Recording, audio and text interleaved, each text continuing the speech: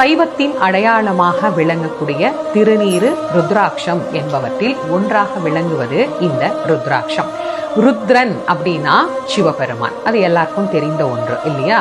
அக்ஷம் அப்படின்னா கண்கள் அப்படின்னு பொருள்.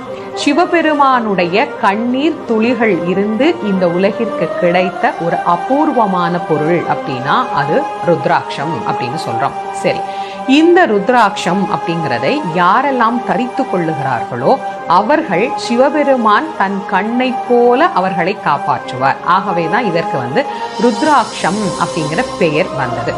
இந்த ருத்ராட்சத்தை யாரெல்லாம் தரிக்கலாம் அப்படின்னா எல்லாரும், ஆண் பெண் என்கின்ற பேதமை இல்லாமல் எல்லோரும் இந்த ருத்ராட்சத்தை அணிந்து கொள்ளலாம். இதற்கு ஏதாவது வயது வரம்பு இருக்கிறதா அப்படின்னா கிடையவே கிடையாது. யார் வேண்டுமானாலும் ருத்ராட்சம் தரித்து கொள்ளலாம். குழந்தையிலிருந்து வயசானவங்க வரைக்கும் வயது வரம்பு என்பது கிடையாது. இப்ப ஆண்கள் பிரச்சனை இல்லைங்க, பெண்கள் இதை அணிந்து கொள்ளலாமா அப்படின்னு ஒரு மிகப்பெரிய கேள்வி எல்லார் மனசுலையும் இருக்கு. பெண்கள் கண்டிப்பாக ருத்ராட்சம் அணிந்து கொள்ளலாம், எந்த விதமான தயக்கமும் தேவையில்லை. சரி,